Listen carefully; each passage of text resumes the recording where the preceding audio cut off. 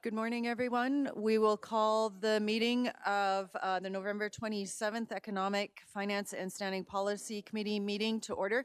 This is a continuation from yesterday's Economic and Finance meeting, and we are discussing our topic is the Lethbridge and District Exhibition third-party review. City Clerk, could we have a roll call for this morning, please? Yes, thank you, Vice Chair. Councillor Campbell? Present. Councillor Croson? Online. She's I'm here. online. I don't know if we Give have us- sound. Okay. Councillor Dodick? Okay.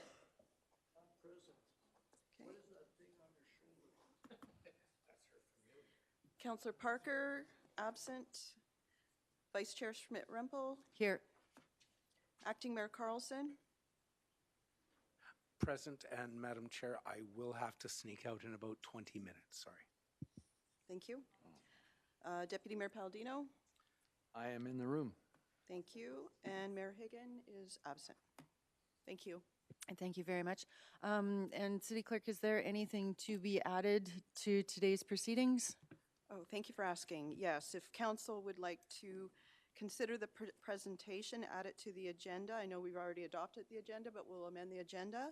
And we will add the presentation from administration, LDE third-party review, city administration presentation. And if added to the agenda, then we will take a break and upload it to the web. Okay, are there any concerns with adding this to the agenda? So we're going to, it will be distributed if we add it to the agenda.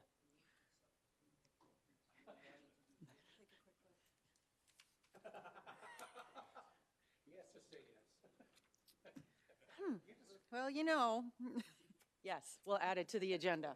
Thank you. We'll take a brief 5-minute break and get that added. Thank you very much.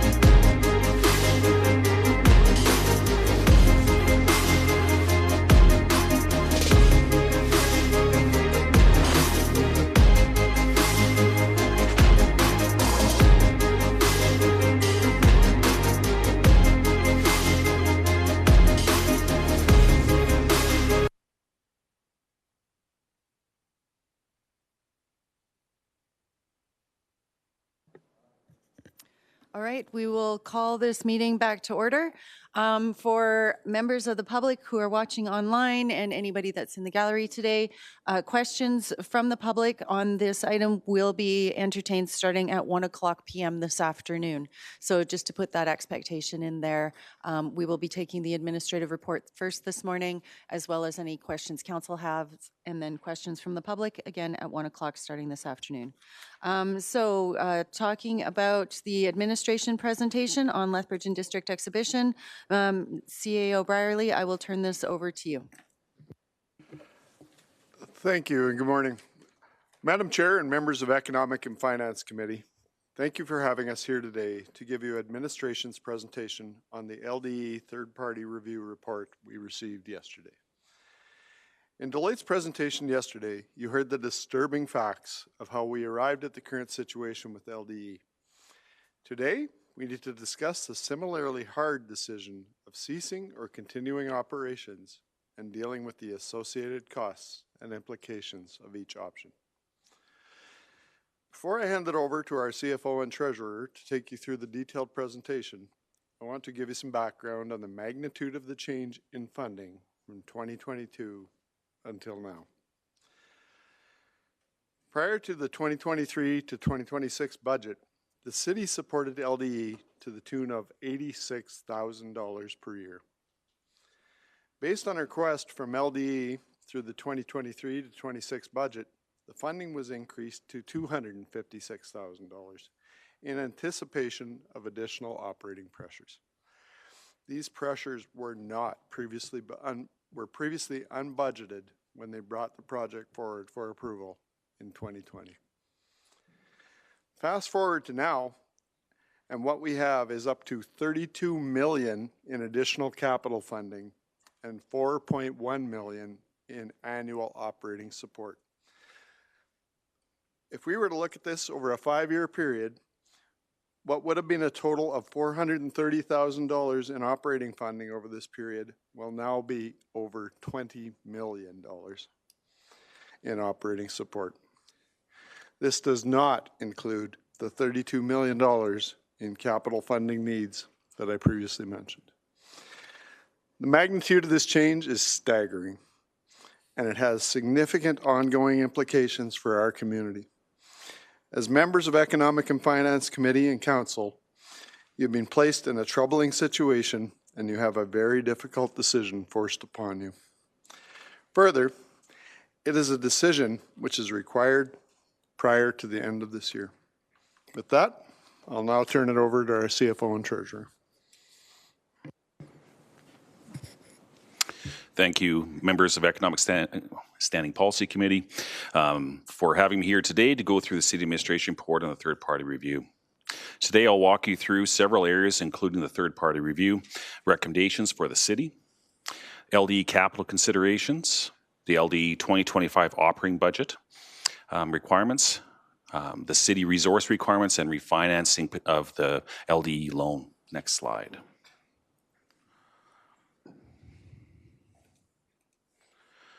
So as the city manager noted, the magnitude of the financial issue facing the organization from the LDE situation is shocking. Almost to the day a year ago, I had a very similar slide in front of you. At the time, the request from the LDE was on the surface a $6.7 million for a $2 million in capital grant, $4.7 million in debt deferrals being communicated within the community. However, below the surface, there was an estimated to be another $31.3 million of operating and capital requirements not highlighted in the request. Over the course of the last number of weeks, administration has reviewed both the LDE 2025 operating grant request of $3 million, which includes $1.2 million in loan payments, the ongoing asset life cycle, which will include an additional $800,000 in funding for the asset management and life cycle of the Agri-Food Hub and Trade Center to meet the city standards, and $500,000 in resources requirements for the city to ensure the Agri-Food Hub and Trade Center has the financial and asset management support to meet the needs of the organization and the scale of the new operations of the facility. Based on these requirements, what we know today is that Council is facing an immediate $4.1 million operating shortfall that will need to be funded to maintain ongoing operations of the exhibition. Additionally, based on further analysis, future councils will need to consider another $32.1 million in unfunded LDE capital projects, which will limit future community projects. Next slide. Similar to the decision council needed to make in January of this year on approving the Memorandum of Understanding to preserve the business continuity of the exhibition through 2024 until the third-party review was completed, you now have another decision point to decide on whether to continue operations or stop operations. Depending on the decision, there will need to be funding strategies since both options will require $4.1 million in operational funding from the city in 2025. This will require either an immediate increase in taxation for these costs or the use of one-time funding and a deferred tax increase. With this context, I will now go through the information in more detail, including providing administration's recommendations for the path forward. Next slide. One more slide. To provide citizens with some background, the LDE MOU contains a number of steps to get to the future state for the Lethbridge and District Exhibition Agri-Food Hub and Trade Center. To date, the city has completed the first two components, being the orderly transfer of control of the exhibition to an interim governance body comprised of senior administration from the city of Lethbridge and the Lethbridge County, and the independent third-party review. As noted yesterday, based on the findings and recommendations within the third-party review report, there will need to be further reviews and work for the new business plan and future governance model. Next slide. The third-party review report had several recommendations for the City of Lethbridge. These span areas of governance, strategic planning, and community and regional aspects, including development of new due diligence policies and procedures, ownership of the LDE facilities and LDE governance, new models for partnering in event attraction, and partnerships to lever unutilized facility space. Administration agrees with all of these findings and recommendations. Next slide. To mitigate future concerns, the city will establish safeguards through the new policies and procedures that enhance existing due diligence. This will include restricting borrowing on behalf of any community organizations, projects, further assessments and monitoring of capital and life cycle funding requirements for city-owned facilities that are operated by community groups under leases and other types of agreements, development of further safeguards on operating and capital agreements to ensure accountability and transparency for municipal funding provided to community organizations, and fostering stronger governance of community organizations by exploring and recommending minimum standards for community boards. This will ensure accountability from all organizations receiving city funds, particularly in strategic planning and financial reporting. As the city manager noted yesterday, we need to ensure this never happens again to our community. Next slide. As part of the third-party review, a recommendation was provided on the future governance of the Agricultural Society and asset ownership of the Agri-Food Hub and Trade Center. Although administration needs to complete further analysis of this recommendation, administration believes this model will mitigate several of the risks and challenges with the existing model and will utilize the knowledge and expertise and economies of scale of the city, as well as allowing the Agricultural Society to focus on agricultural events. Administration recommends further development of a business plan, implementation plan, and budget for the creation of a municipally controlled corporation to consolidate event attraction across Lethbridge. Regarding asset ownership, administration agrees with the recommendation that the city began setting up the structure for the eventual transfer of ownership from the LDE facilities to the city, and the city assuming all maintenance responsibilities. Later in this presentation, I'll highlight the city operational resources to support this recommendation. As noted within the report, this is in the best interest of the city due to the significant financial liability that the facilities represent if not properly maintained. By assuming control, the city can ensure these assets are maintained and used for the highest and best use. The actual transfer date will need to occur after 2027 to comply with the terms of the provincial funding agreements. Next slide. And one more slide. Administration reviewed various uses of the old pavilions. This included reviewing the LD space requirements, community recreation requirements, and potential livestock requirements. LD does have a requirement for storage of equipment and other materials. Currently, the exhibition is using the West Pavilion for this purpose. If the West Pavilion was demolished, LD would need to construct or lease an alternative space for the materials within this building. Maintaining only the West Pavilion for LD storage will continue to provide storage space for an on-site storage at a relatively low operational cost. Based on this fact, and that there is no major life cycle investments in the West Pavilion or anticipated until 2031, it was determined that the West Pavilion will need to be maintained in all three scenarios. In each of these scenarios, it does include the requirements to demolish of the Heritage Hall, the South Pavilion, and the south portion of the main pavilion, including the required hazardous materials abatement. Regarding Heritage Hall, we did investigate getting a heritage designation for the building, and if that would provide any grants to offset the short-term life cycle work of $225,000 on the building. Unfortunately, the province confirmed that upgrades to electrical, mechanical, plumbing, or installation would not be eligible for matching grants, which would be a large portion of these costs. The grant program primarily targets conservation of historical elements.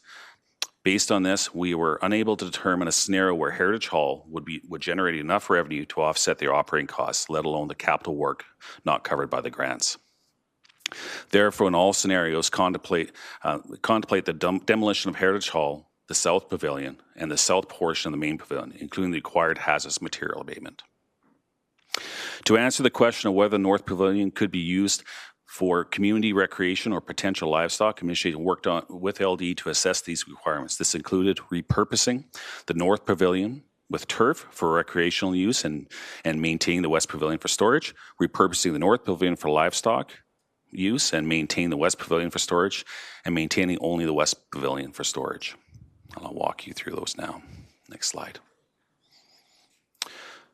Although utilizing the northern portion of the main pavilion for recreation would help fill demand for community recreation space, there's a few drawbacks. These include not being purpose-built facility. It would be for training only since there's no space for spectators. Exhibition area is not an ideal location for a recreation facility. May hinder flexibility of development in the future. It reduces space for LD parking requirements, and parking would have to be shared with LD events. Additionally, that it would require $14.5 million for reconstruction of the south exterior walls for north and main pavilions, immediate short and medium-term life cycle needs, portable bleacher seating for 1,000, exterior concrete storage area for dirt storage, animal. I got that one in there, and portable bleachers. It looks like I've got two things mixed in there.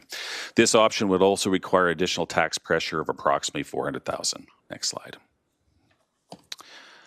Although, for livestock, utilize the northern parts of the main pavilion for livestock would allow for agricultural components, the new pavilions cannot accomplish or accommodate these requirements, as well as increased space for agriculture-sided programming. It would have a few drawbacks as well. It creates an additional tax pressure of $500,000 per year, hinders the flexibility of development in the future, and reduces space for potential parking. Additionally, it would require $12.5 million for reconstruction of the south exterior walls and the north main pavilions, immediate short and medium term life cycle needs, as well as exterior concrete storage area for dirt storage, animal washdown facilities, and also $1 million in renovations allowances for other code and function requirements of new occupancy. Next slide. So for storage only, this option demolishes all the pavilions except for the West Pavilion. The cost includes the hazardous material abatement and demolishes cost totaling $6.6 million, with approximately $100,000 for the West Pavilion and operational costs. So next slide. Based on the analysis, option 3 is the clear choice, which is the demolition of the old pavilions except for the West Pavilion. As members of Economic Finance SP may recall, the original approved budget that was brought to Council in August of 2020 included $1 million for demolition, and within documents provided at the time noted that the $70.5 million project included landscaping and any site demolition that is required. The fact that this is now significantly higher in cost and not completed is now further financial issues for the city will have to take on and is concerning for members of council and the community. Saying this, to ensure the project is assessed in conjunction with all the other capital requirements for the limited capital funding, it is recommended that this project gets referred to the 2027 to 2030 Capital Improvement Program deliberations that will occur in 2026. Next slide. The third-party review revealed significant issues with the parking lot refurbishment, including initial cost estimates lacked third-party quotes or due diligence. Over $27 million in additional costs, which included $15.7 million for parking refurbishments, were uncovered by the city but not proactively disclosed by LDE, despite their impact on financial sustainability. Initial budgets significantly underestimated costs due to inadequate due diligence. Further analysis completed in conjunction with the city and the new LDE leadership has cost estimates for the parking lot reconstruction at $25.5 million. The scope of the work includes the circulatory road, flex lot, where the Safety City is today, the marquee lot, the center lot, where the old pavilions are, the east lot, the south lot, the Rocky Mountain Turf Club, and loading dock lot. Administration recommends that this project gets referred to the 2027 to 2030 Capital Improvement Program deliberations that will occur in 2026 to ensure the project is assessed in conjunction with all other capital requirements. Next slide, and one more slide after that. The third-party review found that LD relies on a small team of staff and supported by many third-party service providers to manage and maintain its facilities due to insufficient internal capabilities. The review also found that LD's planning, budget, and reporting processes lack detail and consistency, leading to insufficient accountability for value for money. It recommended developing a clear and standardized planning, budgeting, and reporting processes, implementing a compliance peer review for accountability, redesigning oversight roles, including the board of directors, and creating policies for engaging and managing third-party specialists. To adequately support the LD with effective financial management will require a secondment of a financial manager position from the City of Lethbridge. This will require Council's approval of a new FTE to facilitate this requirement. As noted in the early discussions on the operating model for facilities management, to facilitate the transfer of ownership of facilities to the city, and the city assuming maintenance responsibilities will require further resources. This includes approving 4 additional staff between 2025 to 2027 who specialize in project management, HVAC, electrical, property coordination, and facility management, as noted within the third-party review report. This is in the best interest of the city due to the significant financial liability that the facilities represent if not properly maintained. By having the appropriate city staff, the city can ensure these assets are maintained and used for the highest and best value. Although the actual transfer date will need to occur in 2027 to comply with the terms of the provincial funding agreement, the staffing model will ramp up towards fully assuming the responsibility as well as to support LDE through this period. Administration recommends the approval of the 2025 to 2026 amounts that are before you on the screen to provide necessary financial support and facility services resources for the Agri-Food Hub and Trade Center facility. Next slide. The third-party review recommend allocating funds to a capital reserve for facility maintenance, replacement, or upgrades. The 2023 to 2026 operating budget partially addressed this through the N46 LDE fee-for-service initiative, which increased funding to $256,000 annually and held by the city in a city-managed interest-bearing account. However, maintaining the Agri-Food Hub and Trade Center requires $1,050,000 annually based on city standards. Therefore, administration recommends allocating an additional $794,000 annually to the N46 LDE fee-for-service initiative, with the funding being eligible for asset management of the facility to raise the total amount to the $1,050,000 annually that we would see for the same size of facility within our fleet. Next slide. So one of the major financial impacts for LDE and the city is the current external borrowing that was completed for the Agri-Food Hub and Trade Center project. Currently outstanding balance of the bank loan is $17.3 million. at 5.11% interest rate. The loan payments are considerable pressure for the operations of LD and will ultimately cost the taxpayers $35 million in costs over the remaining term of the loan. City administration has investigated the possibility of repaying the loan and financing the project through grant surpluses from prior CIP projects and available funding for future CIP projects, and a 10-year internal loan from the city paid through an increased funding to the pay-as-you-go program. The benefits of this approach is that it will reduce the total cost from $35 million to $20 million and will have savings of $15 million to taxpayers over the term of the loan by paying ourselves, not the bank, shortening the term of the loan, lowering the actual remaining loan balance at a better interest rate. Next slide. The internal financing will be provided through an internal loan from the MRSR of $10 million. As you can see on the slide, the MRSR forecast shows with the $10 million internal loan coming out of this that there will be sufficient funding. The increase in pay-as-you-go will repay the MRSR with interest at the current provincial rate at the time of the loan. The timing is key to minimize the stop loss and maximize reduced interest rate. Since the lower interest rates go below 5.11%, the higher the stop loss and the repayment will be. Therefore, administration recommends immediately repaying and refinancing the project to reduce the long-term cost to the city taxpayers. Next slide. And one more. Perfect. Now that you have heard all the financial ramifications resulting from the LDE Agri-Food Hub and Trade Center project, we need to discuss how to fund these components. As previously noted, the ongoing operating costs are $4.1 million annually and include in 2025, $1.8 million for the LDE fee-for-service operating grant request, $1.2 million increase in the pay-as-you-go funding for the city forgiving the LDE loan payments, $800K for the increase for LDE as asset maintenance, and $300,000 for the city operational requirements with changes to the amounts over 2026 to 2027 as noted on the slide. Next slide. Council and administration have been placed in a very unfortunate and frustrating financial position.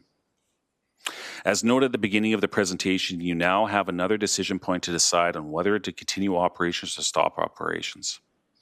However, regardless of the decision, there will need to be funding strategies since both options will acquire $4.1 million in operational funding from the city in 2025.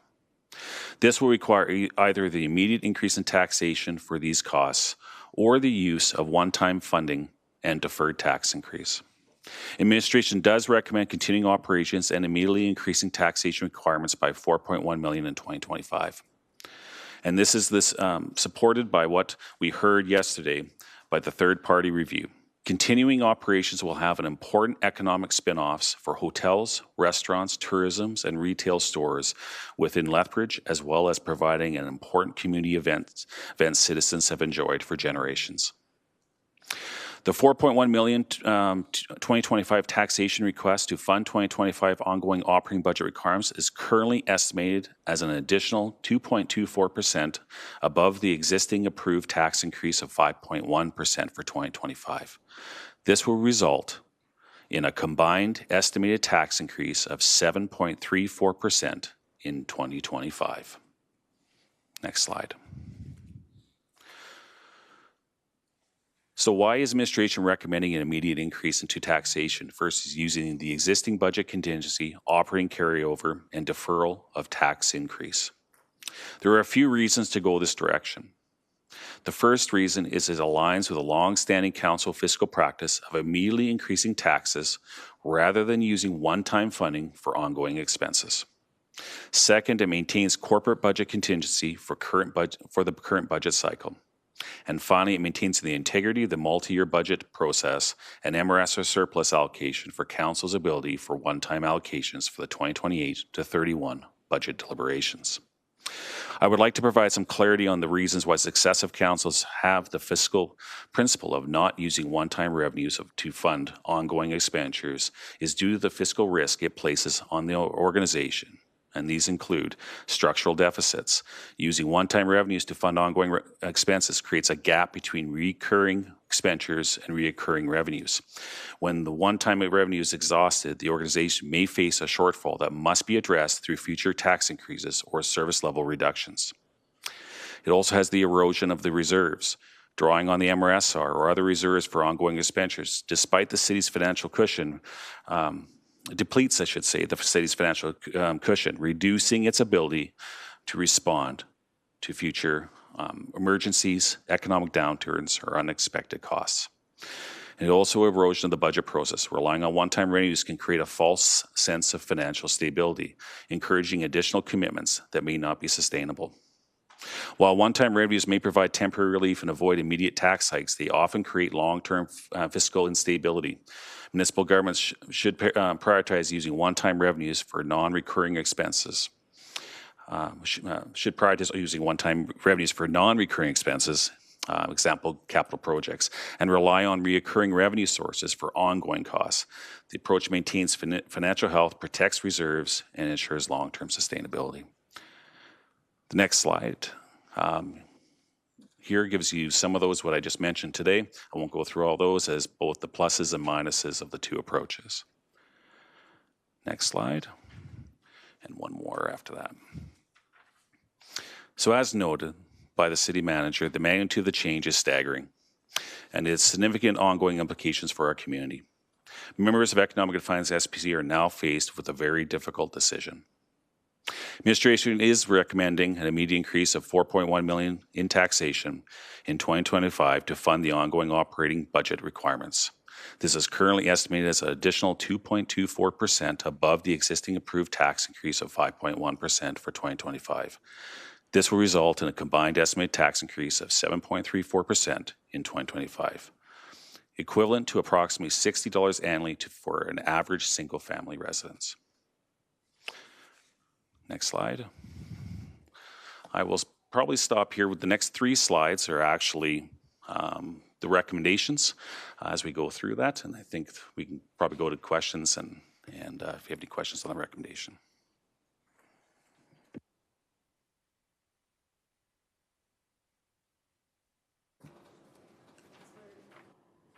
Councillor Dodick? Yes, thank you.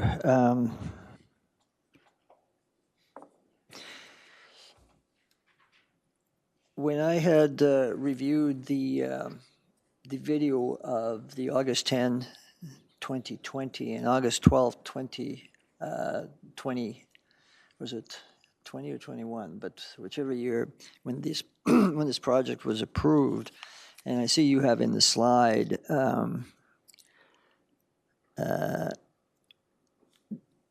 that was provided with the presentation today, which was they were calling it the X solution, and they had frequently asked questions.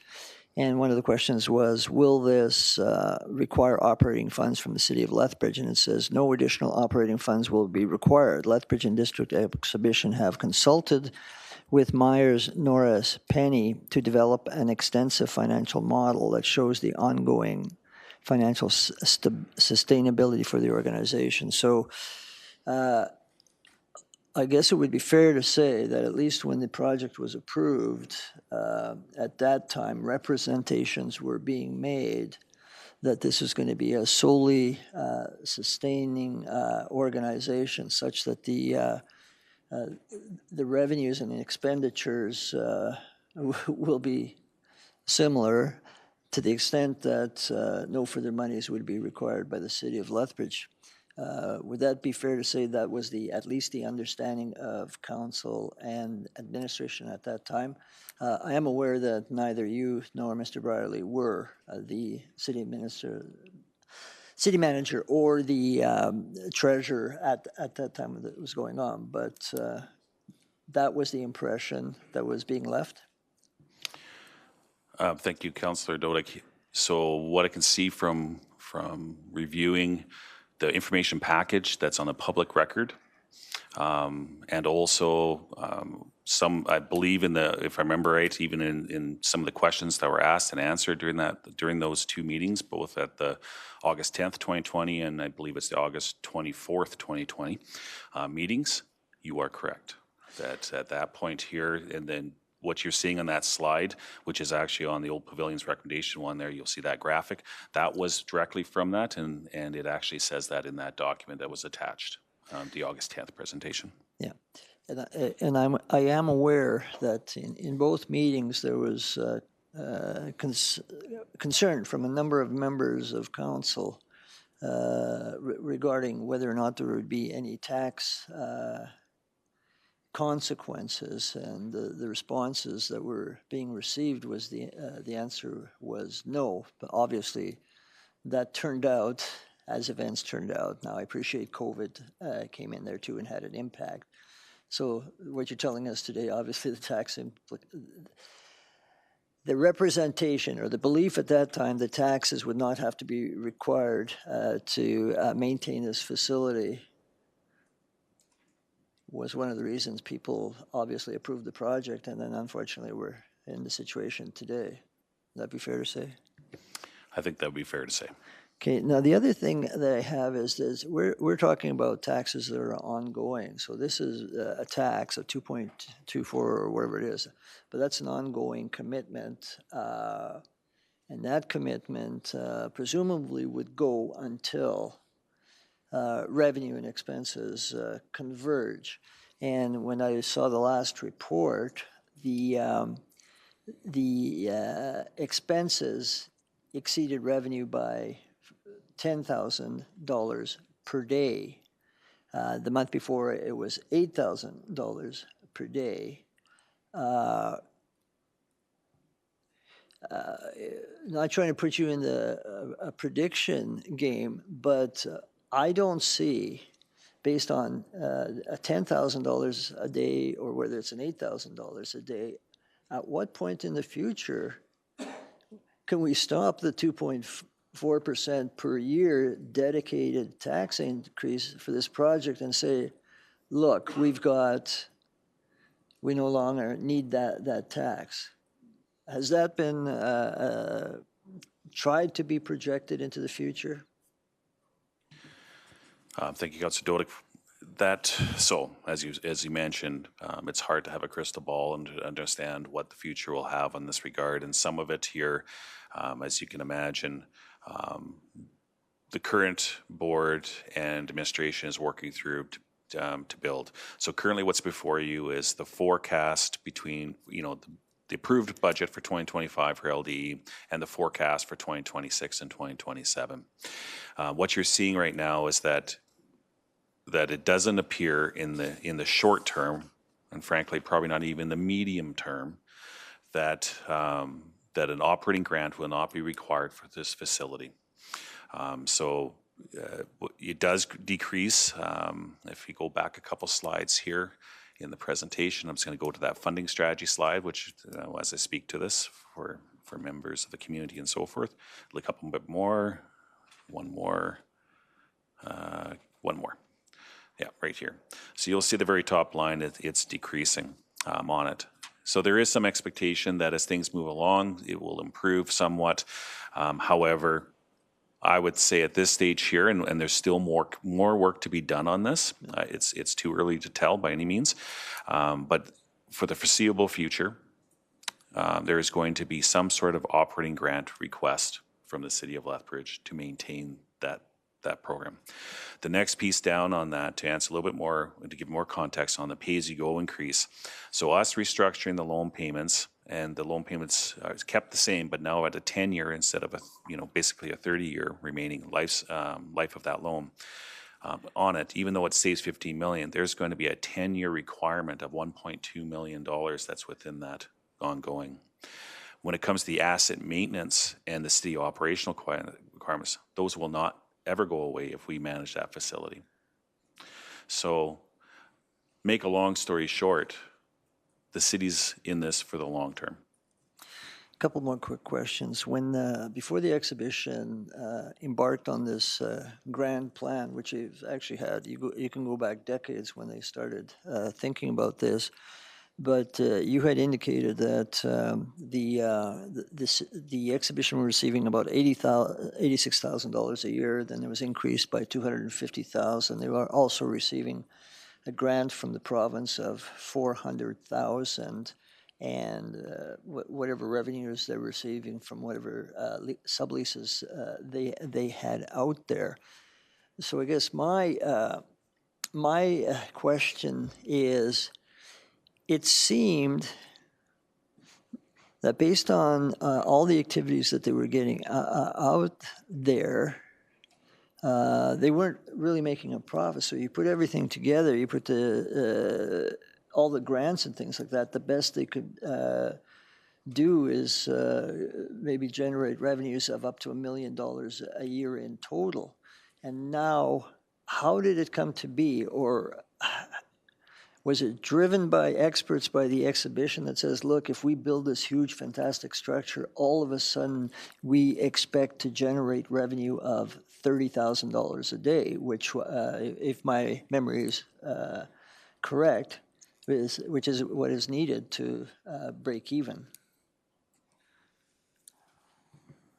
Yeah, thank you, Councilor Dodick. So just for context-wise, the current operating budget for 2025 has the total revenues required to run that facility to balance at $9.3 million per year.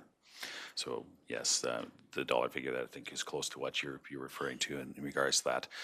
I can't, the review itself, looking at it, has a number of components in there of how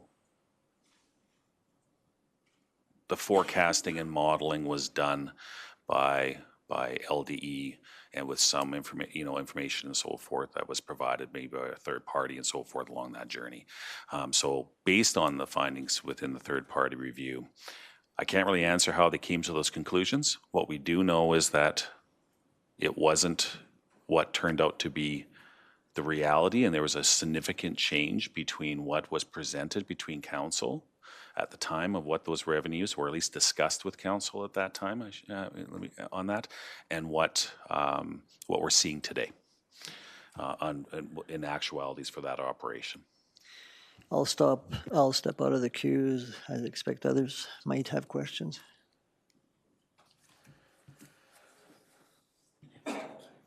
Okay.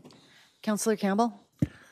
Thank you. I don't, as I sit and contemplate and I think about going through the autopsy of what has happened, and of course I was on council when we approved the original ask based on the information that we received.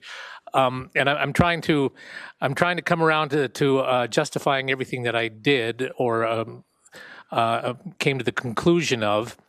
And obviously it seems to have been a wrong decision, and I know there's been some in the report. There's been reasons, but I wonder if either of you, Mr. Byerly or Mr. Matthews, can say, here's where we went wrong. This is what went wrong. This is, we made the decision, so it's done. But I guess I'm asking, what is the lesson that we should learn from this? And it's must be fairly hypothetical as well.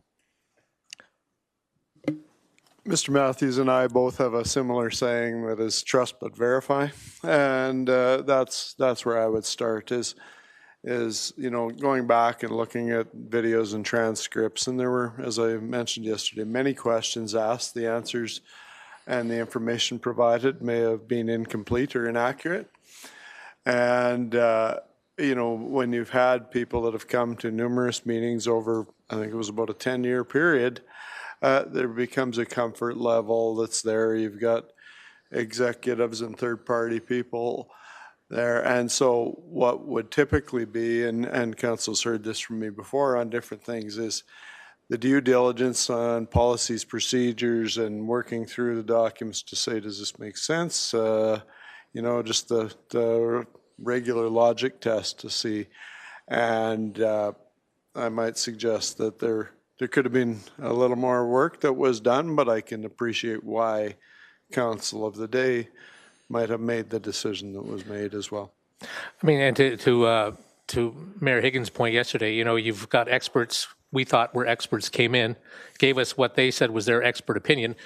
We didn't really necessarily see it all, but you know, at that point, you're saying, all right, well, these are the guys. They know what they're talking about. All right, we'll accept that. So, you know, but again, to your point, we probably should have gone a little further.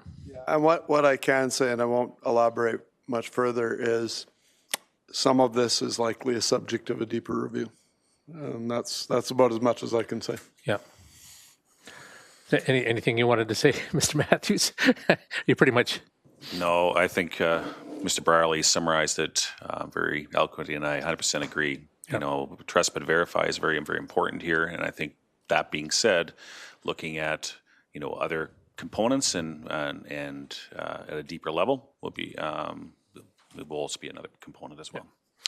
I just have one question that Councillor Carlson wanted me to ask before he left. You've sort of answered it, but he was asking about what kind of limit on future projects are there? Is there a projected timeline before we can consider other future projects?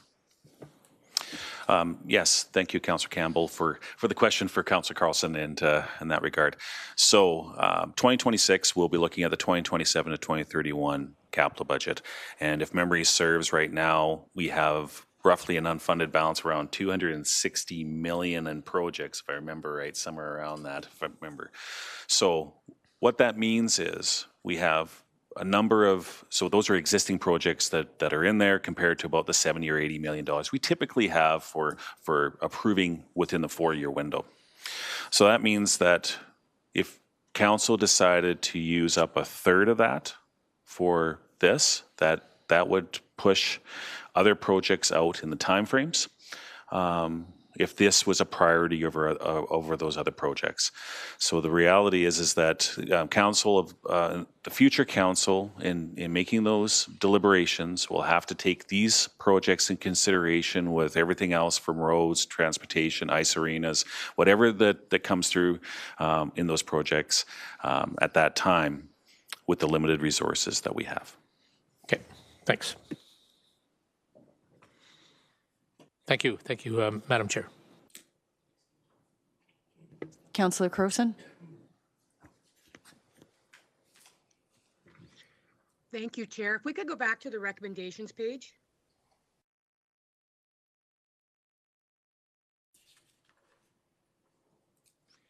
So in the first recommendation about directing administration to proceed with the plan for a municipally controlled corporation, certainly, if we move in that direction, we can work easily with our own departments. I mean, that's something that we can direct. What is the plan, or how would we work with outside organizations? What would be the intention there? Thank you, Councillor Crowson, for the question on that.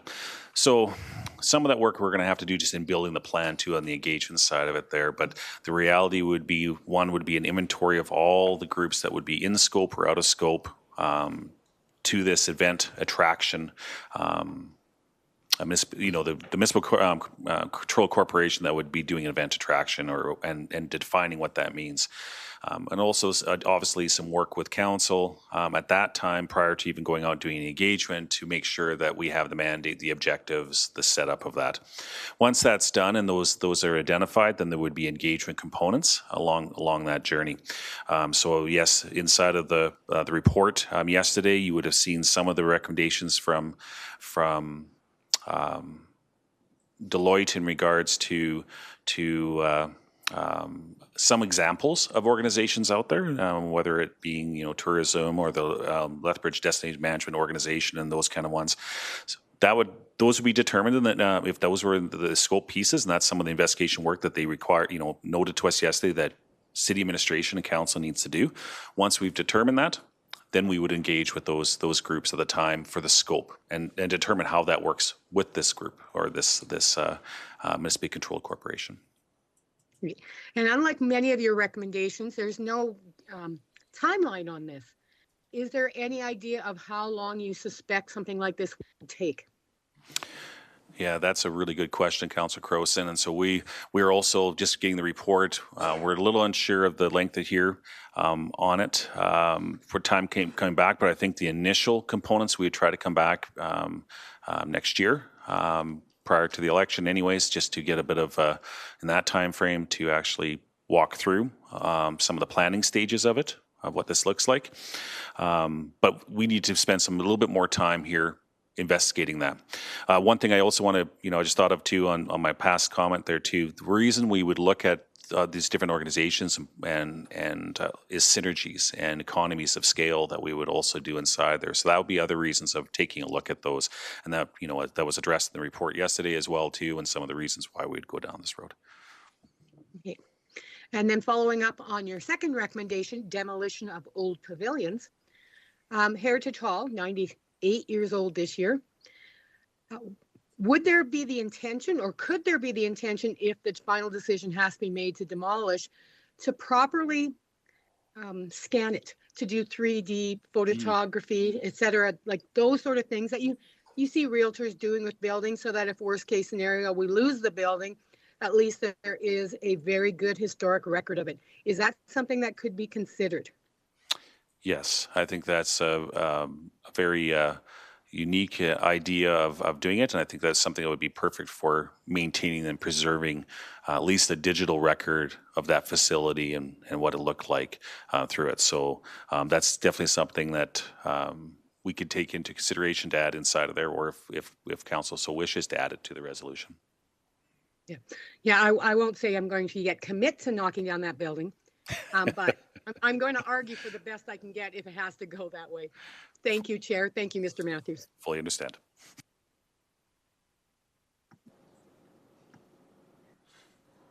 Councillor Dodick? Yes, thank you. Mr. Matthews, I sort of think that really spurred this project along, or sort of got it moving faster than maybe it should have been, is the then Premier Jason Kenney saying $27.8 million was available to the city. And my understanding was that that was specifically for something like an ag center, or was it to be used on any project that could be shovel-ready? Thank you, Councillor Dodick. From my knowledge, and based on the grant agreement that was developed, it is specifically for the Agri-Food Hub and Trade Center. And also one of the reasons why, in my comments earlier today, the transfer of the asset cannot even occur to 2027 is some of the requirements that are inside of that grant agreement that have to be maintained for that facility. Okay, so basically, as if we were to tear it down, we'd have to pay back the 27.8 unless we tore it down after that 2-year period, for example. Yes, there's a little bit there that we'd have to take a look at between, the grant agreements between the province and Lethbridge District Exposition, but then, of course, us being the landowner and the property and so forth. So, yes, there is complexities that we would need to consider in that regard. Okay.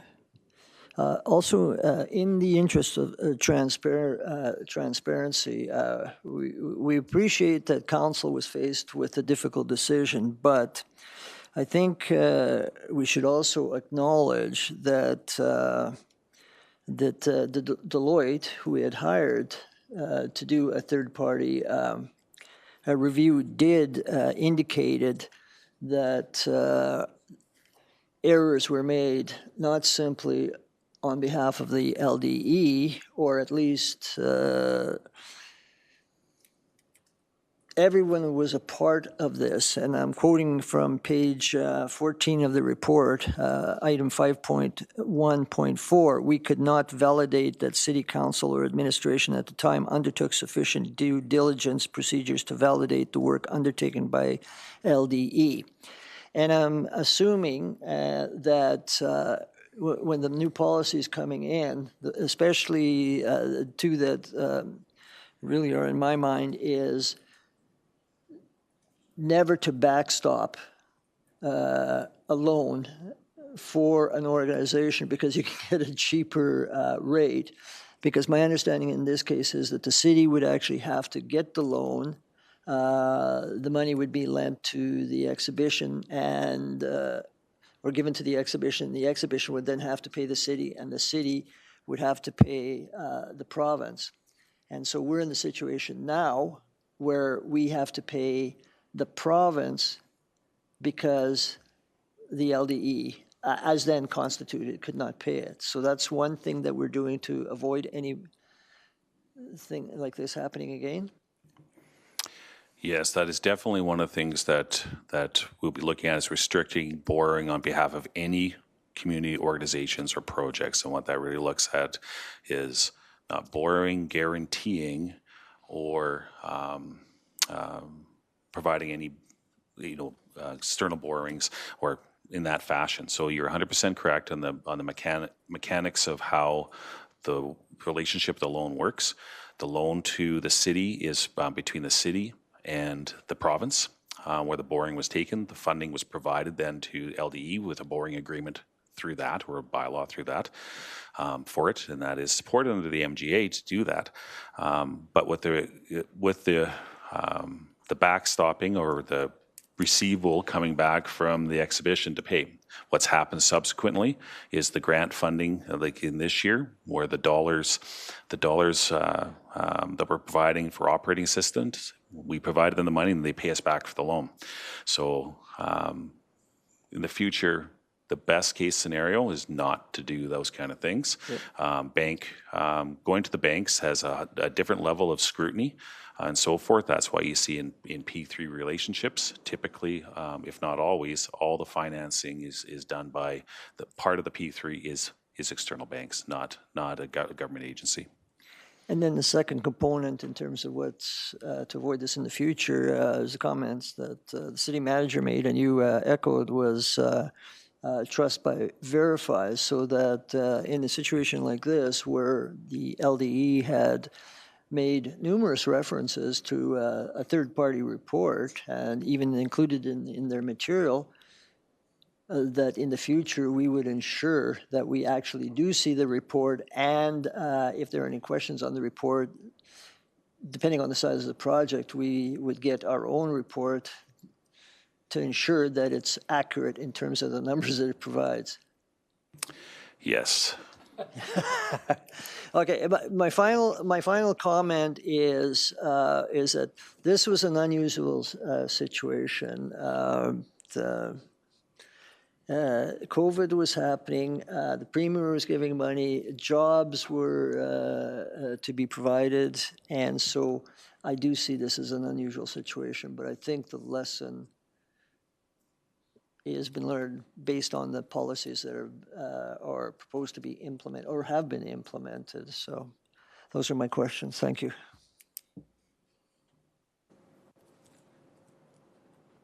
Councillor Palladino?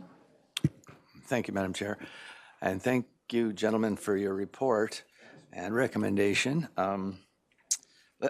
This is a lot of information to wrap my head around, so let me see if I have this somewhat right.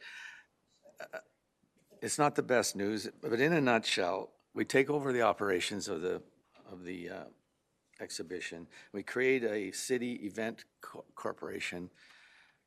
We refinance because today's rates are a lot lower than when we borrowed before. Embark on a pay-as-you-go program, which will result in 2.24 interest rate increase in our taxes, or $60 per household. Average household, and this will all put us in the lowest financial risk in the future. Am I close? Thank you, Councillor Palladino. So one thing I think at the very beginning of your statement there was one piece in regards to, I remember it there, refinance? No? So on the refinancing side, yes, so we will refinance that component on it as well. You are correct in regards to the 2.24 is the increase just for LDE going forward on it there. There is also other tax increases besides. So that's right. It's an additional 2. So it is 5.1 right. Plus an additional 2.24% coming up to that 7.34% for 2025. That would be required. I think, yeah, that was one thing I was just trying to ponder through my mind there. An earlier piece I didn't answer in yours there was on the resourcing side. So it's not that the city will fully take over all of the LDE operations, so the staffing and so forth from that. What that, at least in this dollar value we're talking here, it's the additional resources on the city side we would do to go towards maintaining the buildings and so forth. So when that does get taken over, so that's one qualification that I'll say in your summarization there on it. The event co and the future model that was provided yesterday in the third party review does talk about how that would be, but that would be a separate piece, and that's at a later stage. That's not the recommendation today. Okay, and what's the average value of a house in Lethbridge today? I don't. Right now, that's 327,000 based on 2024 average assessment. So we can expect $60 more starting in next year. Or? That's right. So that's on the average, depending on your property value. It'll that'll vary. But Yep. yes. Okay. Thank you very much. Thank you very much, Councillor Palladino. Just in line with that questioning, we're talking about $60 additional per year on an average home. So what will that total increase be with the whole of the 7.3%? So the total tax increase that we need in. What would that dollar increase be? We're looking at a 7.3. Yeah, so we're adding 2.24%. to come to a 7.3%, which is an approximate $60 per year on the average home.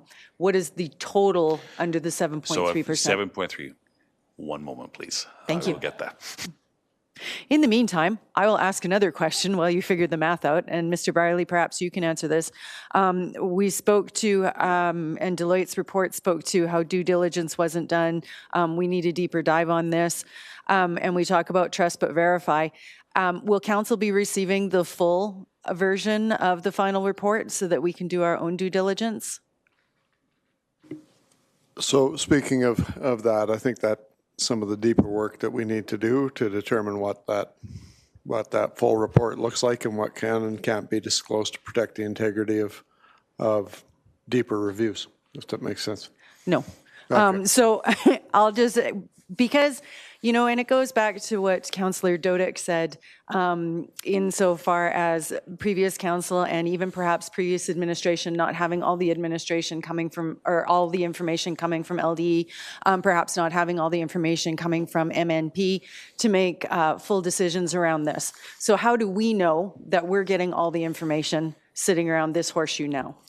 Yeah, and again, I'm looking to the city solicitor here as well. There will be information. So for instance, as is widely known, economic crimes is involved. There will be things I don't even know and pieces that we just need to coordinate with that, our forensic audits, that you keep that very tight. So we've got to work through that to determine what can and can't be shared to protect the integrity of those processes. City solicitor, anything further to add? No, and obviously in any investigation, a premature release of results before you have a full picture can be damaging as well. So obviously we're going to protect the integrity of any investigations. Right, and certainly respecting that. But will council be getting a more full report or a full version of the report in some shape or form coming forward? At some point, I just can't say when at this point. Okay, but we can expect that then. All right, thank you very much. And I see Councillor Croson. I feel like I'm on Rompus Room. I get to see you guys too. Back to the recommendations, worked with the LDE board and provincial government on the future LDE governance model. The model you brought forward in the presentation that I think we're going to be looking at is city ownership and then a contract with LDE for certain events, which has been done in the past. That was how it was run until the 50s or so. The city owned it and then we partnered with the LDE on certain things. Is that the model that we are going to be looking, or are we looking at potential models? I'm just trying to understand the scope of that recommendation. Are you going in with a model in mind, or are you going in trying to find the best model? Thank you, Councilor Croson. So in this regard, we are going in with a model in mind, which is the model that was presented within the Deloitte report, and then we're going to do analysis. That being said, we're going to do analysis and verification on the business case of that to see if that actually does work and fit for the city of Lethbridge. So there's the work now is taking that structure or that idea or model, and now testing it and verifying it and testing it not only with both on financial and other things, but with council and also working with the province to ensure that it meets the requirements of the Ag Society and so forth and the Act in that regard. I don't want to jump too far ahead, but where my mind is going, so contracts that they have, subletting, et cetera, would that in the future be under the city? Like, is that the sort of thing we're foreseeing, is that the city would basically take care of all of those sort of decisions, and then the LDE would run the events and do that very specific thing? Is that where we're looking to be heading? Yeah, I think that's a fair summarization at the high level at this stage here. That the Municipal Control Corporation would look after the facility, the day-to-day operations, of running events from that point of view. The city proper would look after the asset side of it, and the LDE organization would be the Ag Society that would look after the Ag Society components and those specific events that meet that requirement for the funding they receive. But the city would sort of be at the top of that triangle. That's correct. Yeah. Okay. Or at least top adjacent to that triangle. Oh, I know. The recommendation, I made that assumption, but I just wanted that to be clear with that recommendation. So if you brought back something different, we weren't all surprised. So thank you for the clarification. And just checking, Mr. Matthews, if you had the math for me on what we're looking at? While Mr. Matthews is looking at that, one of my team sent me a better response. It's whatever can be shared will be shared. That's much more concise than what I said. And I just need to do some work before I even have timelines on when that might be. Okay. So approximately $190 at 7.34 for the average. Okay, $190. Yeah. And so that can be, so for residents, we can see where that is too. That's in the 2024 transmittal or tax transmittal letter that was part of last year when it was brought forward. It tells you it's roughly $130 for 5.1, then adding on 60 on top of that. Okay, thank you very much. Just checking with my colleagues, do we need a break before we move forward? Everybody's good to keep going? Keeping cognizant of needing to maintain quorum so nobody has to get up and wander off for a minute? Everybody's good to keep going? All right, we will keep moving ahead then. Mr. Matthews. Oh, we're done? Yes, for my portion, I'm done. So it's now it's really coming down, I guess, to the recommendation side. Sorry. I guess it's for council's decision now. Okay, okay.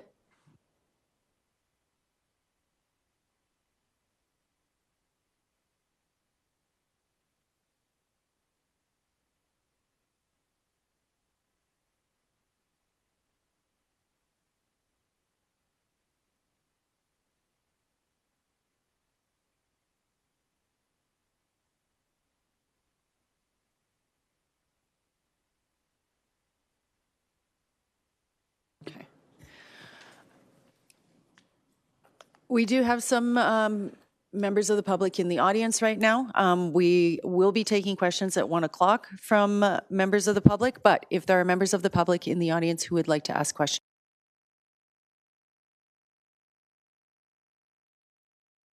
if there are any members that have questions that would like to come forward, please state your name, and you have 5 minutes.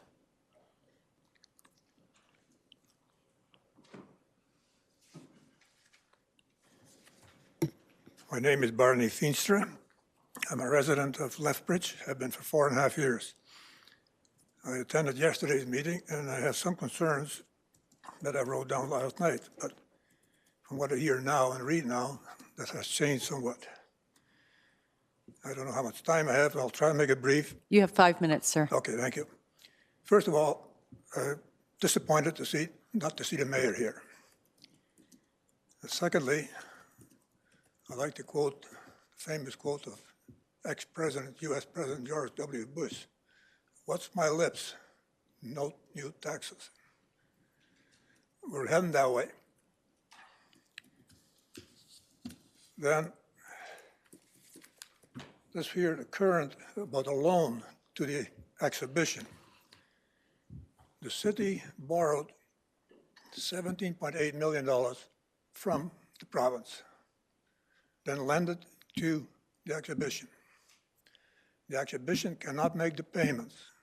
The city provides the LDE with the money to make the payments.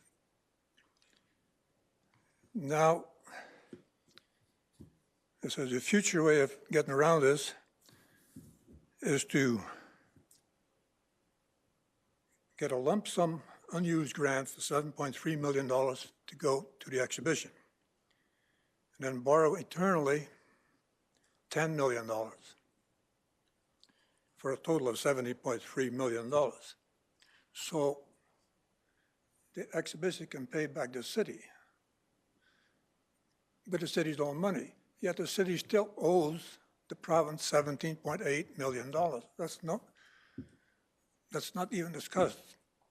So I'm not sure, there's a saying that figures lie and liars figure, and I think this is a classic case of it.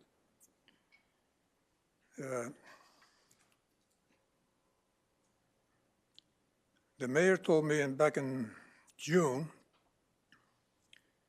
that he had no idea, had no knowledge of how the LDE spend their money because, in his words, the city and the LDE were two different entities. And he could not tell me. At that time, I asked for compensation from Mr. Waterkin, and he said, no, I have no knowledge of that. I have no knowledge of it because I do not know how they spend their money, neither does council. Well, I did know certain things. I did know that Mr. Waterkin went to Ottawa and spent a bit of money. In the grand scheme of things, it wasn't a whole lot, but it was not the proper thing to do. I knew it. The mayor says he didn't. None of you did, apparently. I think the public is being misled. And we're heading for a tax increase. In 2021, they gave a grant of $25 million and lend them $17.8 million. It would not result in any tax increases. This just isn't going to happen. There will be a tax increase because City Council and the administration puts the blame squarely on the people that run the LDE. There's lots of blame to go around within the administration and City Council too. Thank you very much. Thank you, sir. Is there anyone else that would like to come forward and speak at this time? Do we have any other speakers in the audience who would like to come forward at this time?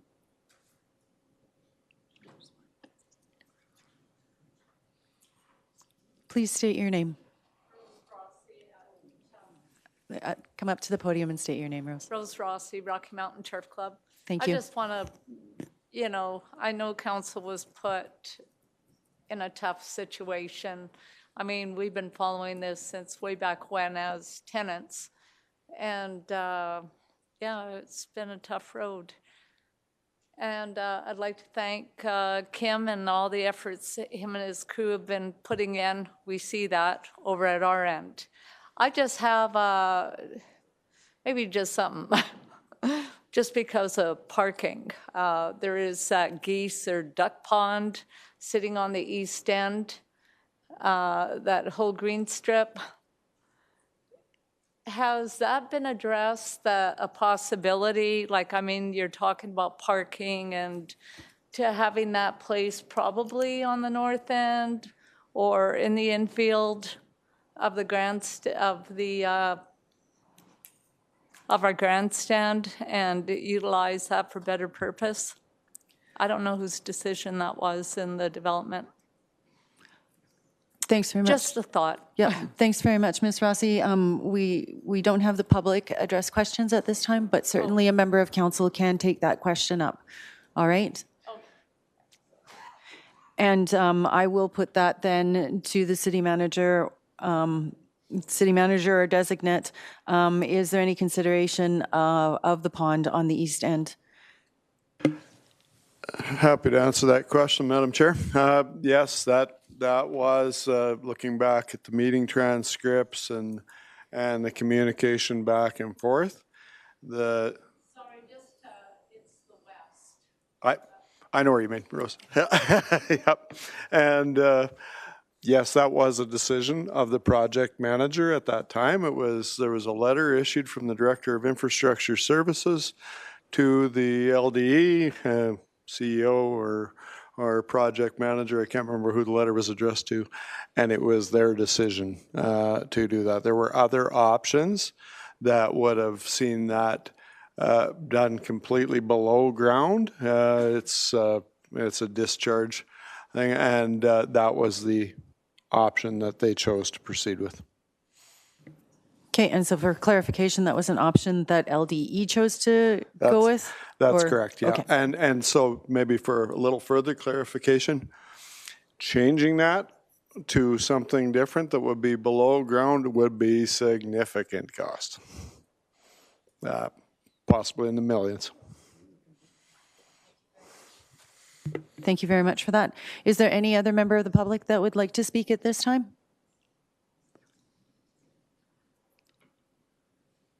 All right, seeing that we have none, we will break. If there's no questions from council or admin, then we will recess till 1 o'clock. Okay, if there are no other questions from council or administration, we will recess until 1 o'clock. 1 o'clock this afternoon, today, yes. Thank you very much.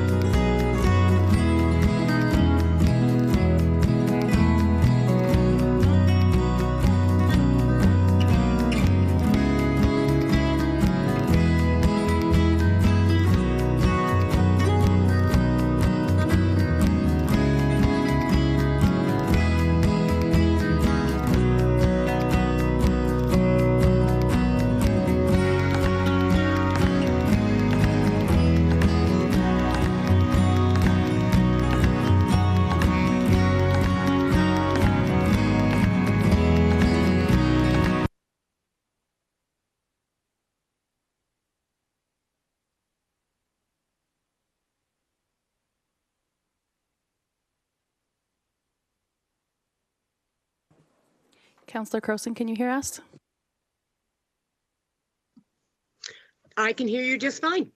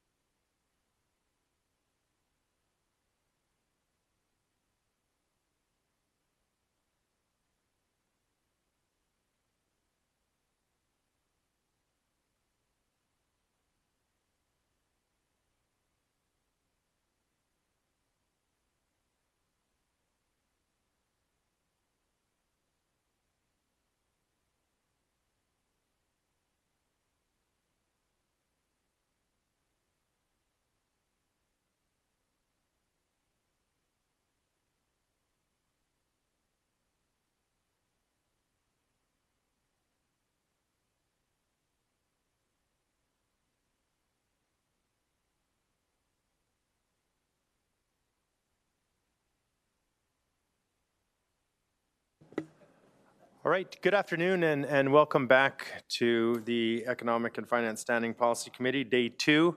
My apologies for not being here earlier. A few of us were not, as we had another board with an organizational meeting that we had to be at.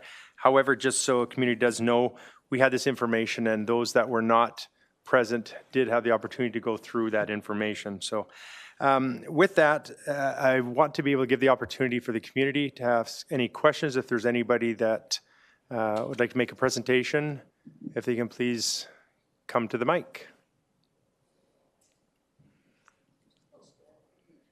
You sure? No questions or no presentation? All right, with that, I'd like to turn the time over to colleagues to if there's any further questions of what you've seen this morning. Wow. Yeah, asked this morning, okay. No further questions. I know I do have someone that comes to the resolution because that's what we'd go to right now then, Madam City Clerk, if we are. Oh, I'm sorry, I thought Jeff was online, my bad. Okay. Just grabbing coffee. Oh, sorry, yeah, just give just a minute, I'm sorry.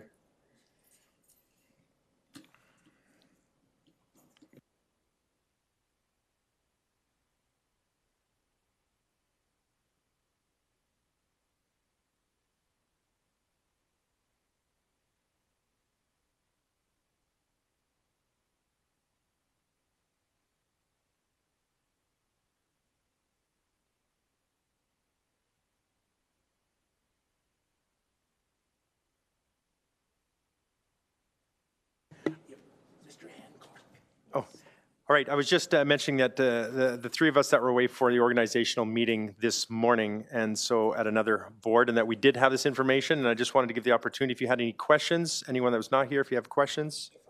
Sure.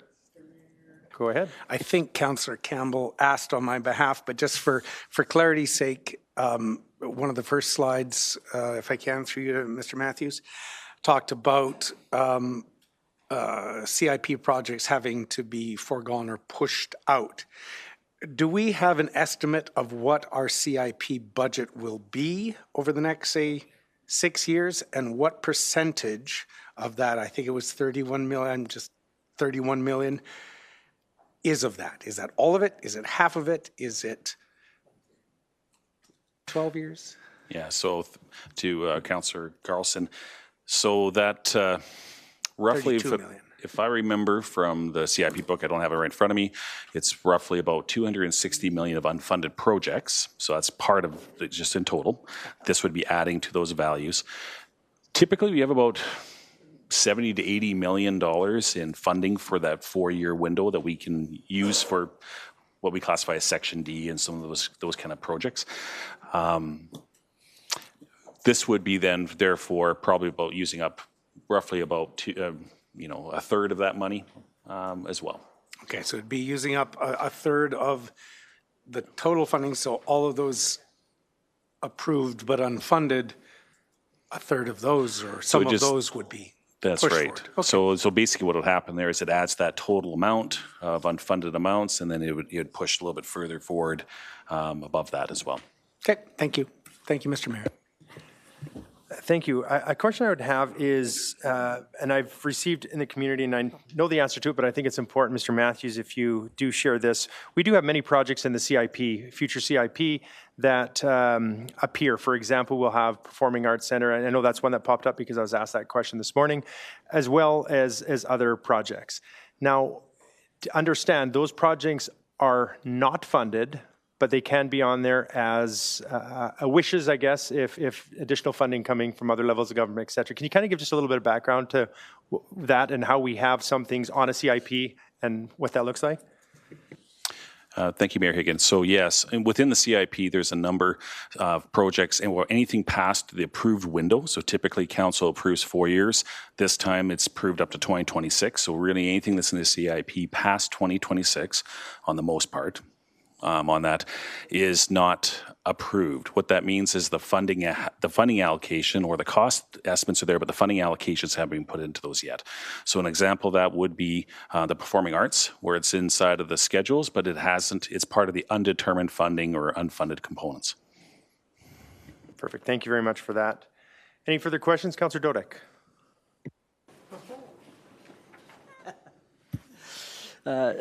It's sort of a bit of a follow-up to Councillor Carlson's question. So you say a third of the CIP pot might be reduced by funding this, but then there's the operational costs involved with respect to the 2/3 of the capital projects that we might be able to build. But so what is being proposed in terms of the additional tax increase to fund the operating costs of the exhibition, obviously that will have to impact the ability to operationally fund additional projects. So how do you deal with that?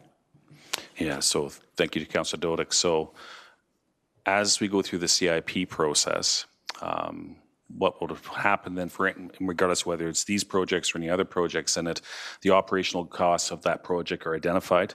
At that point in time, those, once they're approved, those go into the base of the next budget cycle for that period.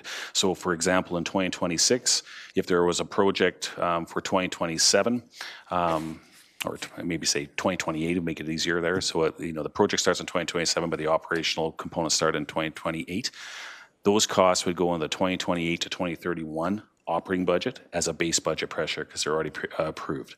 So what I'm talking about, the 4.1 million today and the 2.24% wouldn't consider those other costs because those would be additional to that down the road. Yeah, so in a sense, it's a double whammy. You're losing the capacity to build capital projects, and you're losing capacity to operate the capital projects that you'll be able to build. Or another way to say it is a future tax increase for the decision if you're going to do those projects. Gotcha. Thank you. Gotcha, but don't like it. Thank you. All right, any further questions? And is there anyone in the audience that wishes to speak before we entertain anything more? No? All right, I have one more question actually. It just popped into my mind here that from this morning, the additional tax increase was saying to be about $5 a month, I think, $60 a year on an average home. What is an average home?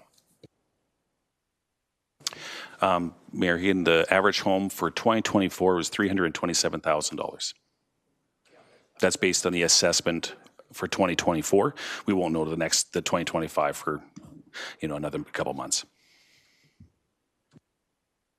All right, I see no further questions, so we'll go to the resolution then. Moved by Councillor Campbell. Councillor Campbell, Lethbridge and District Exhibition Phase 1 and third-party review administration presentation. Be it resolved, the Economic and Finance Standing Policy Committee recommends that City Council, number 1, direct administration to proceed with the development of a recommended business plan, implementation plan, and budget development of a municipally controlled corporation to consolidate event attraction across Lethbridge, work with the Lethbridge and District Exhibition Board and provincial government on the future LDE governance model and explore potential new models for event attraction and partnerships to leverage unutilized space in a way that maximizes community benefit. Number 2, refer the following LDE capital considerations to the 2027 to 2030 capital improvement program deliberations. And number 1, demolition of the old pavilions except for the West Pavilion, and that's in option 3, and the LDE parking lot reconstruction project. And number 3, approve the 2025 and to 2026 ongoing operating budget requirements for the continued operation of the Lethbridge and District Exhibition as follows. Operating budget requirements for 2025 for the LDE fee-for-service operating grant is $1.8 million, 2026 $1.6 million. Pay-as-you-go increase for LDE loan payments $1.2 million in 2025 and $1.2 million in 2026. The N46 LDE fee-for-service asset management and lifecycle fund, $800,000 for 2025 and $800,000 for 2026. City operational requirements, $300,000 for 2025 and $500,000 for 2026. And total operating budget increase of $4.1 million for 2025 and $4.1 million for 2026. Number 4, approve the additional 4 FTEs, 1 financial support, and 3 facility services staff that are included within the 2025 to 2026 city operational requirements. Number 5, direct administration to increase the 2025 taxation request to fund 2025 ongoing operating budget requirements, currently estimated at an additional 2.24% above the existing approved tax increase for 2025 for combined estimated tax increase of 7.34 in 2025. Number 6, direct administration to complete the refinancing of the LDE loan, forgive the outstanding loan receivable from LDE for the Agri-Food Hub and Trade Center. And number 2, repay the outstanding external loan balance to the province, including any penalties as required through the lending agreement. Funding of the repayment of the loan by A, allocate up to $7.3 million in city grant funding to reduce the principal borrowing from grant surplus from prior CIP projects of $5 million and available funding for future CIP projects of $2.3 million. And B, allocate up to $10 million from the Municipal Revenue Sustainability Reserve and approve a 10-year internal loan of $10 million from the MRSR with funding from the pay-as-you-go plan based on the prevailing provincial lending rate at time of borrowing. And Councillor Campbell. I see there are probably some questions based on the recommendations that are before us. I take it. There are some. I have a motion to split this, and I'm just, as I was reading through it, there's a couple extra areas. So if council would allow, I would just, or the committee would allow just a couple of minutes here to look through this, that would be great. All right. Thank you.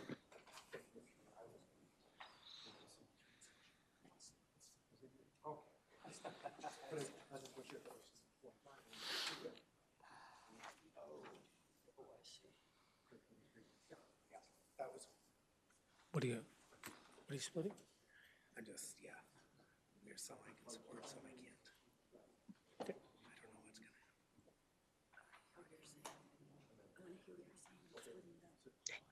Jen, you'll have to do this by the amendment.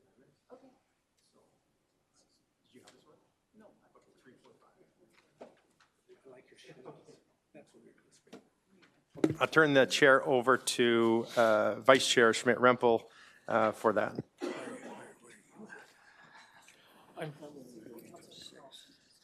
All right.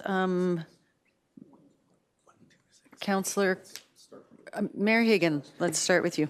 All right, looking at this, I do like the work in it. What I want to make sure is for a community to know, as well as all of us around here, this isn't easy. It hasn't been easy. It's an absolute struggle, and it's hell. And I'm just going to put it very bluntly. There's no rosy lining to this, unfortunately, at the particular time. As we look at these numbers, and as I'm talking about millions and millions and millions, and what that would, where those dollars would come from, it's not easy. But I do want to make sure that through this process, to give the kudos to our staff. I know I'm going to do a few changes here, but within that, it's the work that's been done has been amazing to get to where we are. However, it's knotted my stomach quite a bit. And so I'd like to remove or vote on separately 3, 4, and 5. And they can be together, or if prefer my colleagues to do each one individually, that's fine as well. But currently I would just all 3 of those together. And if you want to put reason to it that on the December 10th meeting of council, because I know we'll have to have something in place here going into the new year, that on December 10th, come back with possible alternative plans for this. And I know that may come back with the exact same plan, but I just want to give some soak time. We've just had this in, and I just want to make sure that we've really crossed every T and dotted every I on what we can do. So with that, I'd open to questions or. Okay. Councillor Carlson? I was going to make the motion to divide, so. Okay, so we're dividing out. So can I just have clarity? Are we voting on 3, 4, 5 together and one and the others together, or are they just 2 separate groupings? Currently, I have 3, 4, and 5 together, but if somebody wants to vote separately, that's fine too. And 1, 2, 6 together. And 1, 2, 6. Yeah. Okay. No, oh, no. Okay. Councillor Dodick? Why don't we? One, two. Why don't we vote on each of them? Yeah, just vote on each of them It might be easier separately just to vote separately than on each one then. if we're dividing them out. And can we ask the CFO and treasurer, are there any that have to be together or dependent on each other? Thank you. Yes. If we don't fund it, we can't. So 3 and 4 have to be together because the FTEs are part of the so even if we got the dollars, then we wouldn't be able to do that. And then I think I heard around the table a little bit too, when it comes to number 5, we have to have a funding option to be able to do any of it. So. I understand.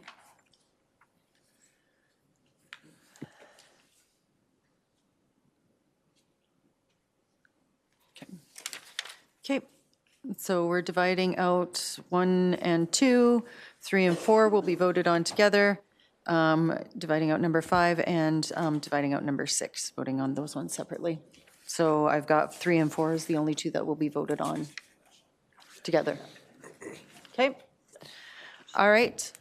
So starting with number 1, be it resolved that the Economic Finance Standing Policy Committee recommends that City Council direct administration to proceed with the development of a recommended business plan, implementation plan, and budget development of a municipally controlled corporation to consolidate event attraction across Lethbridge, work with the Lethbridge and District Exhibition Board and provincial government on the future LDE governance model, and explore potential new models for event attraction and partnerships to leverage unutilized space in a way that maximizes community benefit. Can I get a mover for this one? Councillor Carlson? And did you want to speak to it? No. Okay. Anybody, any questions, any debate? All right, seeing none, I will call for the vote. All in favor? Number 1 passes. Number 2, be it resolved that the Economic Finance Standing Policy Committee recommends that City Council refer the following LDE capital considerations to the 2027-2030 Capital Improvement Program CIP deliberations. 1, demolition of the old pavilions except for West Pavilion, option 3. And number 2, LDE parking lot reconstruction project. Can I get a mover for this one, please? Councillor Carlson. Councillor Carlson, would you like to speak to this? Hello. Open it up if there's any questions. I just had one. This isn't an onerous amount of work. A lot of this work, I believe, may have already been completed to get CIP sheets, or is this an onerous task? Is my only question. So in regards to CIP sheets, we could develop those. Okay, thank you. Okay. If there's no debate, I'll call for the vote. Question's been called. All in favor? That passes. All right, moving on to 2 and 3. We've got those up on the screen. 3 and 4, sorry. 3 and 4 up on the screen. I will not be reading these ones out because there's lots going on there. Can we get a mover for this one? Mayor Higgin, do you want to move this one? Okay, and Mayor Higgin, would you like to speak to this, please? I don't want this to be voted on for some reason it fails and have it disappear. I want this to be able to come back. So in a resolution for number 3 and 4 to come back with possible alternative plans for funding at the December 10th meeting, along with what I'd mentioned yesterday in a resolution that's going to be coming forward already, and that is to the ongoing dive into the work that's been done so far and the additional resources that may be required. So on that day, I'd like this to come back, not as part of that, but on the December 10th meeting. So, Madam City Clerk, as far as, because if it fails, it's my understanding is what I've heard that we don't entertain it anymore, and then come the end of the year, the exhibition is shuttered. That's what I want to make sure there's additional conversation, and that's why I'm having these posted on December 10th. If there's other alternative plans, I'd like that to be brought back. It may be exactly what is here, but it gives us, and I know me, some soak time to really think about this. This is some big numbers, and it's just something that is to me is it's hard to take all in one meeting, so. Yep. I was Count. I was going to recommend a motion of like vote on, these are on the table. I think we should vote on them and then a motion arising to refer something. Would that be appropriate? I would refer to Mr. Matthews if he wants to speak to any of this, or the city manager, but then maybe we might need to take a recess so we Yep. ensure that we get this right. Yep. Thank you, Ms. Ilford. So one thing just in the presentation here, there is 3 different options inside the presentation that council could consider. Administration recommending 1 being the full tax increase starting in 2025. There's also the contingency and tax model that's inside of there as well. And there's also one where there's deferral of tax increase to 2027. So there's 3 models inside, just for clarity inside of this presentation. Just the administration has recommended 1. So if I don't know if that helps or not, but there is some pieces there. That's okay. We're just going to take a few minute break here so that we can take a look at these, the rest of these, have a discussion around them and make sure that we're getting what the motion is that we want to look at, right? So we'll take a brief 10-minute break here. Actually, if you wanted to give us further direction on exactly what you're looking for before we recess, that would be appreciated. Actually, yes. So just regarding 3, 4, and 5, those, or sorry, 3. Yes, 3 and 4 is to, as I mentioned before, to come back with alternative, possible alternative plans for funding for that. And whether it be, I know option 3 that was in there, MRSR, and there's other things that would, let's understand this. We're deferring, if we do with option 3, the taxes will still be there. We're pulling from reserves, and it's the old terminology, pay me now or pay me later. It's unfortunate, but it's just trying to think of in my mind of what's going on here and people getting back on their feet and on their feet and what's going on in the community as far as costs and stuff. I just saw this number, and so I just want a few minutes there to put this forward to the December 10th meeting for additional possible alternative plans. Is that enough information, Councillor Dode? Oh, sorry. Yeah, because as administration has said, they do have the alternate options. So what I'm suggesting is that you reduce those options into a resolution, and so that they can all be voted on.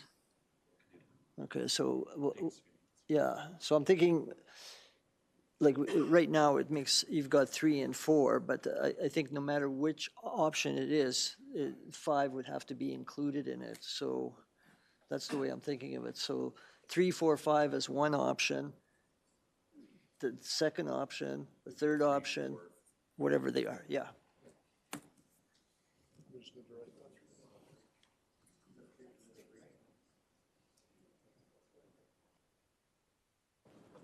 Yeah, we're going to take about 15-minute break here so that you can work through what those options look like.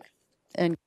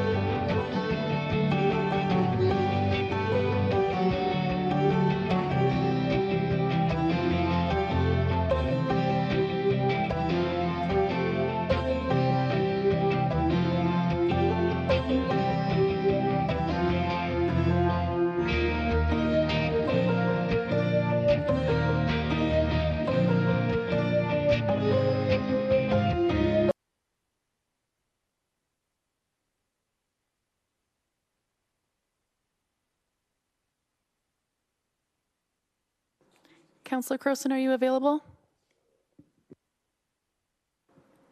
I am still here. Thank you.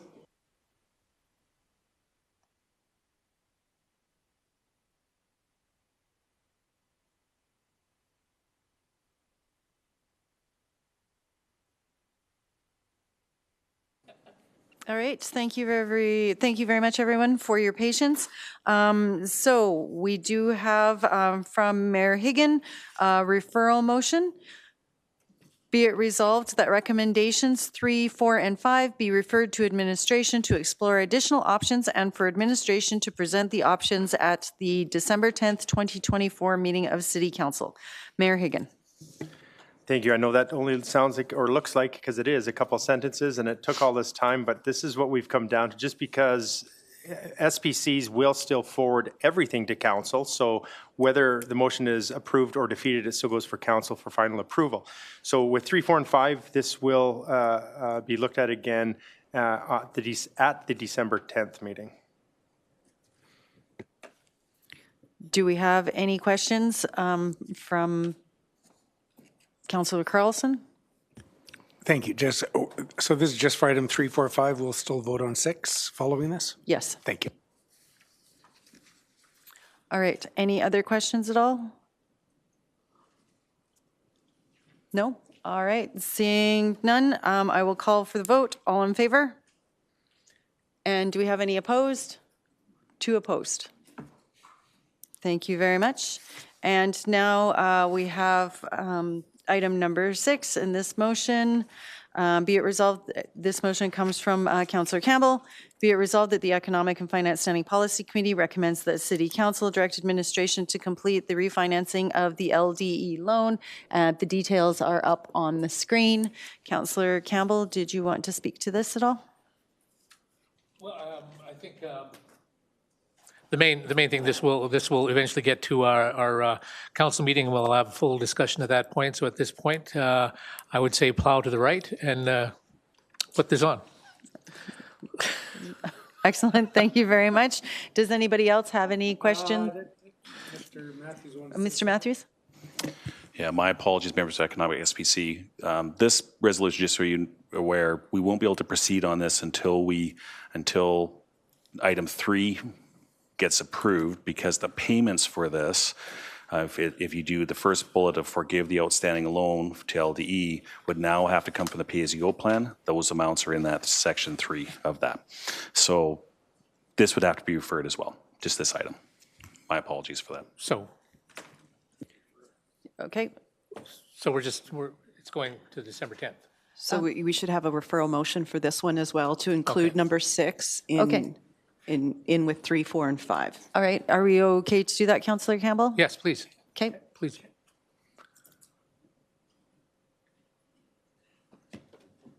I think there. Mr. Matthews has. Mr. Matthews? Can you explain the reason why? Thank you. So right now, the way it would be is that within that, I'm not sure if you can scroll back up here to the other resolution. I know you guys are working on doing a piece there. Just to number 3, just to help for clarity here. A little bit, yes. So you'll see in here when LDE was requesting their original budget amount, they need $3 million a year. Of that, 1.2 of that gets paid back to the city of Lethbridge to pay the loan. If I can't forgive the loan to them because I need the money then for council to allocate a number 3 for the pay-as-you-go increase to actually make the loan payments to forgive that loan. So they are intertwined. So basically, this last one is the approval. So probably in the order, when drafting this, I should have put this one at the very end, done all the rest of them, and you have to do these 2, 3, and 4, I guess, to be able to, 3, 4, and 5, to be able to do the forgiveness of the loan. It was just in the ordering of it. You need the 1.2 million. Thank you. The timeline is final, right? For next December 10th. Okay. Yes. The next payment, that's all part of already looked after inside of it, which would be on December 15th. I mean, technically this would play into it, but that would be okay. It's just that we can't actually do the refinancing until after we get the council resolution. And we weren't anticipating that anyway, so after December 10th. Okay, and thank you. If I can, Councillor Dodig, just to follow up on that. So item number 6 about forgiving the loan and refinancing, which makes extreme financial sense. We have to find 1.2 million somewhere. That's right. So today, regardless. Yeah. So if I'm just going to walk back a little bit here. So the way the structure of that loan was prior is that we took out the loan. The LD through their revenues would have paid us because they're short on money at the MOU in January. The operating grant that we give them gives them the money technically to turn around and hand us back a check to pay for the loan on that. And that's just because of the financial situation they were in compared to what they had originally when they had gone with the loan to actually pay it out of revenues from events and so forth. So now the money's ran out. Yep. No, I get that. Thank you, Mr. Matthews. I guess my question is, when this gets referred to council, if some of these fail, but some of them pass, we're going to have backup plans. Like if we agree to refinance the loan, whether you choose option A, B, C, L, D, sure, you're going to have to pay back that loan. So that is a 100% given. That's a given that the city on our books, no matter what happens, we have the loan. Right. And $1.2 million has to be paid. The full amount either has to be paid off or the $1.2 million has to be paid for whatever length of time that we have the loan. Okay, so I think if I can, just as a part of the previous referral motion, I think we need to have backup options for every scenario. Like it's an a la carte almost. I hate to do that to you. It'll be interesting if we could come up with a number of options that council could come up with on the 10th, but we'll try. Okay. I mean, the fallback could be just fund it from the MRSR until further notice, correct? Yep, I agree. Just to do ongoing things. But that could be a fallback. Okay, thank you. Yeah, we're sitting as an SPC, and the beginning of the motion is the Economic and Finance Standing Policy Committee recommends that City Council. So even if we were to vote on it, number 6 separately, all we're voting on is that we're referring it to City Council, and it's at that time we can decide what mechanism we can use and funding source to make that go in the event that we can't reach some sort of agreement on the other stuff. So that's what I'm saying. You still can, because as part of the preamble is the referral anyways.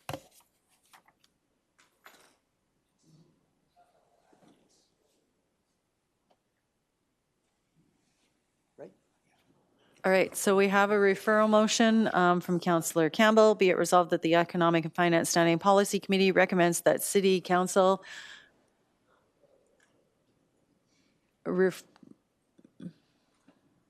I'm waiting for the typing to go because I can't follow that. Recommendation 6 be referred to administration to bring back at the December 10th meeting of council in coordination with the previous referral motion. Councillor Campbell? I will just call for the vote. I'll call, yeah. Question's been called. All in favor? And no opposed. That carries.